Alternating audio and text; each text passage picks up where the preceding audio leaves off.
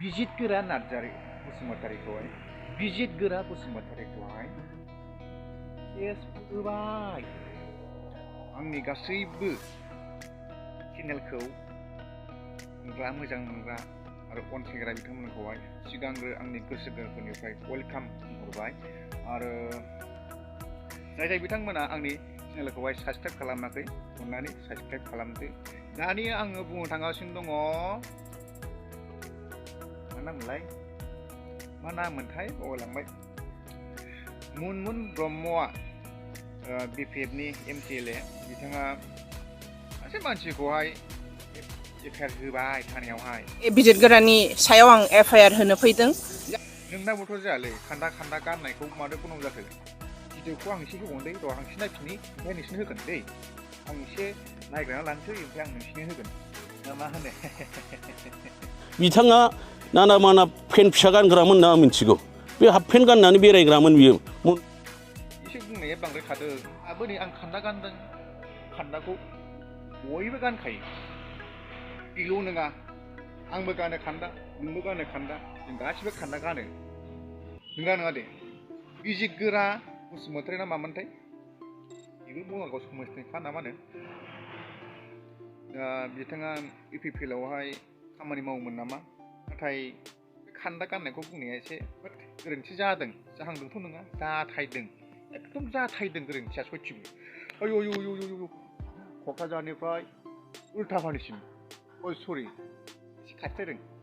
एसे खाथिद्रायदों क'क्राझार टाउननिफ्राय सरलपारासिम गासैबो गथ'लेखौ मिन्थिजोबो नों नामखौलाय बुंनो हागोन ना हाया सोर सोरना दङ नामखौ फोरमायना होनांगौ दा आच्छा क'क्राझारनिफ्राय सरलपारासिम नोङो जुदि मिन्थियोब्ला क'क्राझारनिफ्राय सरलपारानिफ्राय ओरै फैफिननाय समावहाय हाग्रा मोनो बे हाग्रायावहाय उल्टापानि खाथियावहाय मोनसे दङ सिखोना जाहार होननाय बे सिखोना जाहारावहाय मा दं नों फोरमायनो हागोन ना गथ'लेखौथ' नोङो साबसिना नाम नोंखौ बुंनो हाखाया आरो सोर दं बेखौथ' बुंनो हाखाया नाथाय सिखोना जाहारावहाय मा दं नों बुंनो हागोन ना नङा दे खान्दा गाननानै बुंनो हागोन नोङो खान्दाखौ नङाबा गावनो गानो हिनजावफोरखौ नों माने बिदि बुङाब्रा ओरैनो हिनजावफ्रा एसे मोनो दुखु मोनखायोखा बिदि मानो बुङो हिनजावफोरखौलाय हिनजावफ्रा एसे दुखु मोनो ओंखायनो दाहोनथार हिनजावफोरखौहाय दुखु मोनो जालायबाय ओमफ्राय मोनसे खोथा खनसेनो 17 बोसोरखौ नोंसोर मानो दिनैसिम बावनो हाया दिनै बिथांमोनहा फुड रेलि सान्थिनि रेलि खालामदों बे सान्थिनि रेलिखौ बै 17 बोसोराव गोसोखांनानै खालामोमोनब्ला बोसोरथाम जानोसै 17 बोसोर बुंनाया बोसोरथाम जानोसै 17 बोसोर बुंनाया आयौ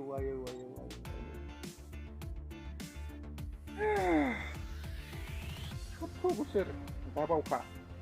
17 बोसोरखौ दाबावखा आरो मोनसे खोथा दाथ' इलेक्सन जानोसै बिराद पाब्लिकफोरखौ बिराद बुथुमदों मिटिं बानायदों MC MLA फ्रा EM फ्रा CM फ्रा मोजां पाब्लिकखौ बुथुमदों मिटिं बानायदों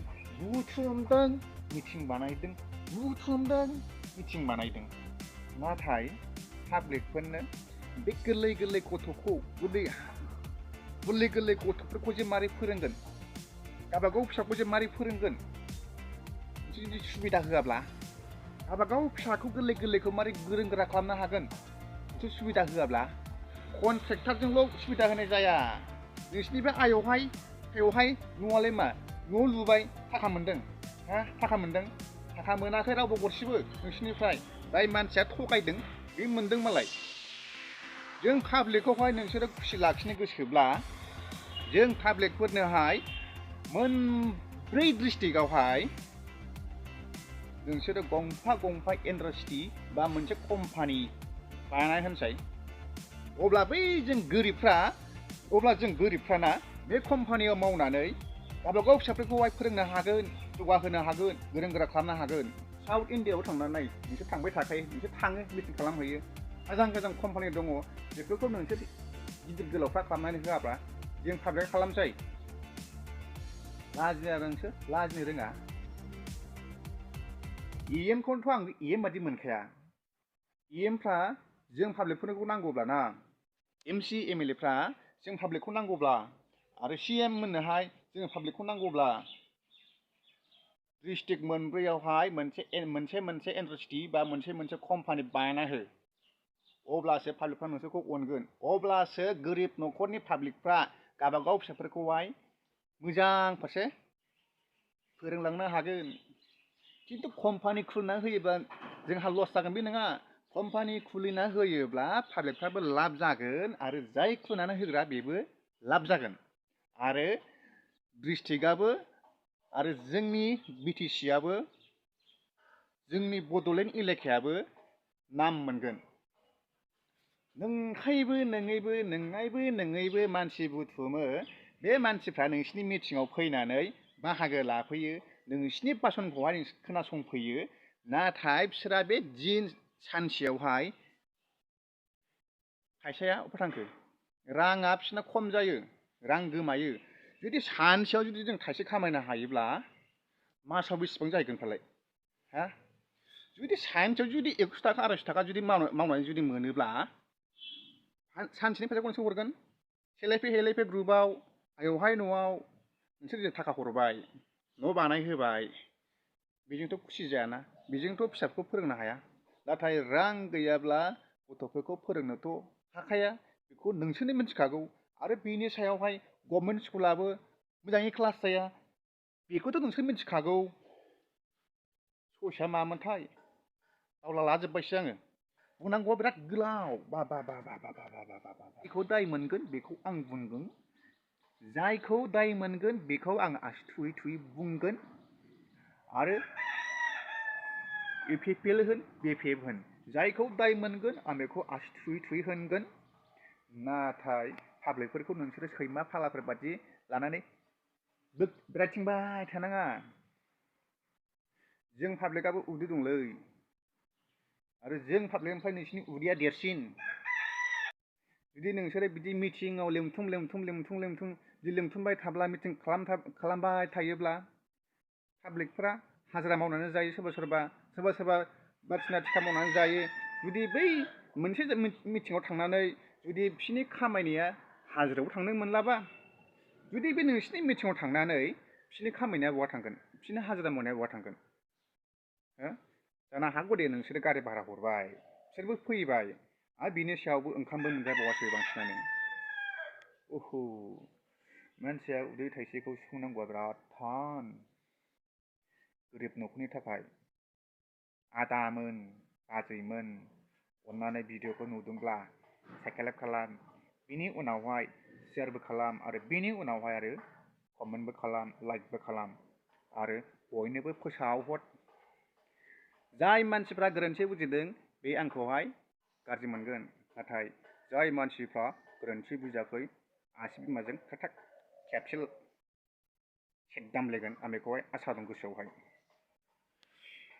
अब्ला भिडिअखौ आं बावनो दोनथ'बाय जाथ'लायबाय दिनै बालाबासि थांलायबाय आरो गाबोन अखानायै बालाबासि आङो लाबोनो सेस्था खालामलायगोनलाय बायदिसिना नुयोब्ला जै बर' हारिनि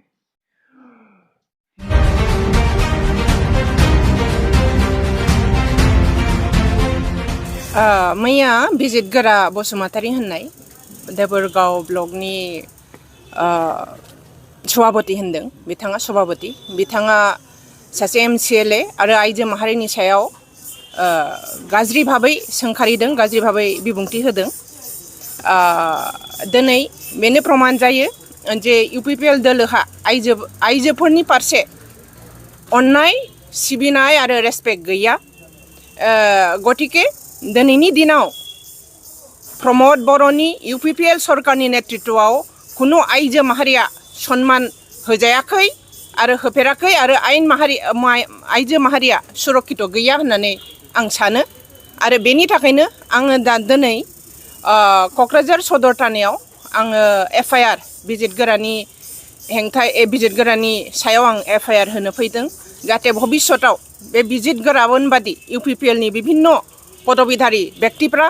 कुनु आइजो माहारिनि सायाव बेबायदि अशालीन मन्तब्य आरो गाज्रि बेबहार जाहाथे आखु देखायनो दाहाथों